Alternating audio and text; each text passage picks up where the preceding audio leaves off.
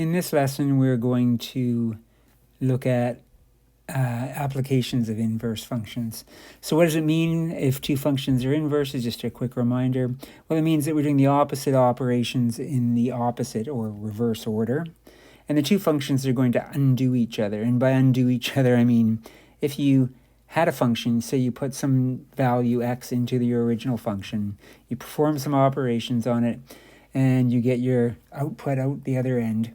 If you take that output and put that in as your input of a inverse function, do all the reverse operations in the opposite order, what you'll end up with is what you started with.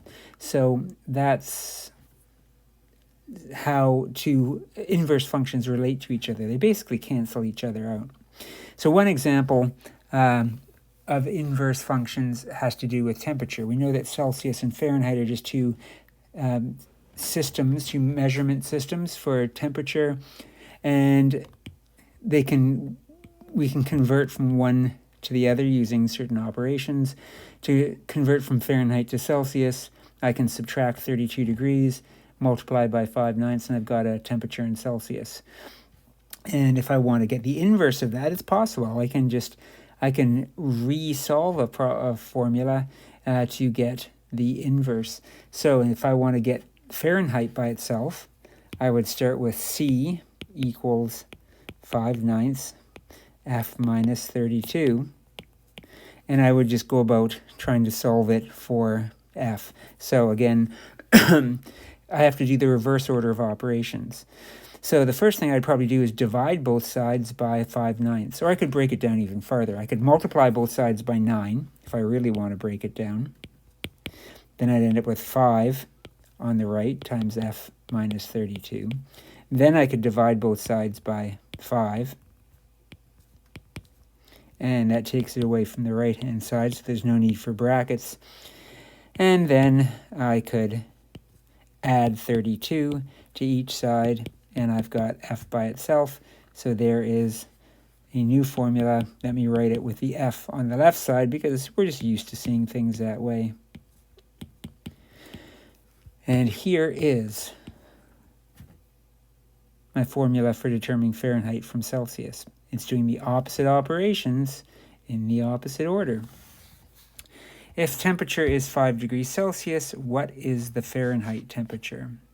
So taking this, I could then say Fahrenheit temperature would be 9 over 5 times 5 plus 32.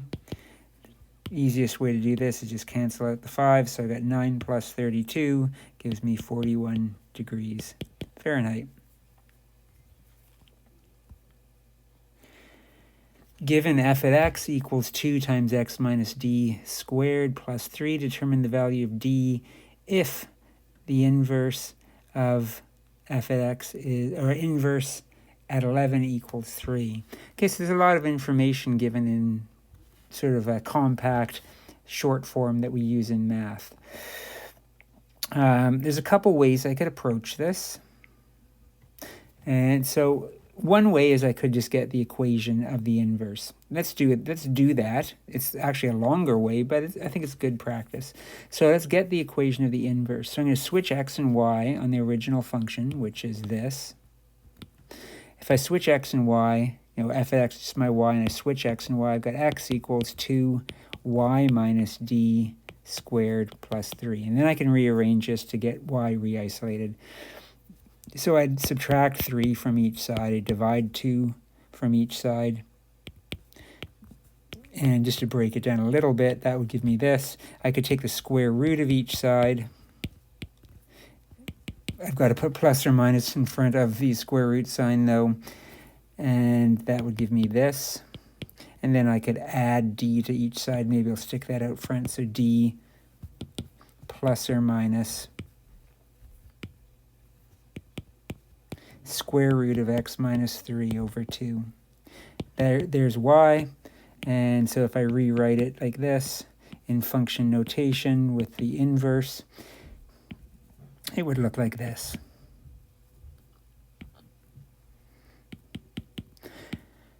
So then inverse of f at 11 equals 3 means I'd put I guess what I would need to do is I would need to put 3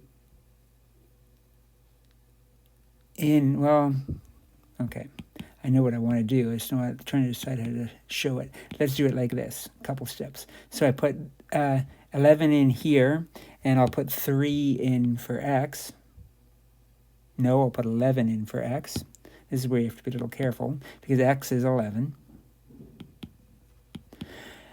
But f at 11 equals 3, so I'll replace this whole thing with 3. So 3 equals d plus or minus the square root of 11 minus 3, which is 8. 8 divided by 2 is 4. So it's 3 equals d plus or minus 2.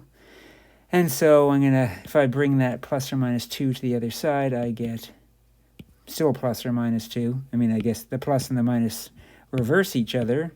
So maybe I need to write the minus on top. I don't think I have to, but again, we're doing the opposite operation. It's just that when you have plus or minus, the opposite is minus or plus, right? So nothing really changes.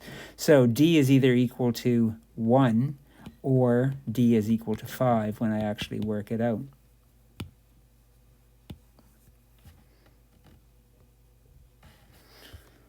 And I guess that's probably the best way to do that, where you actually get the formula, plug the things in, and I'll leave it like that. I think one way is good enough.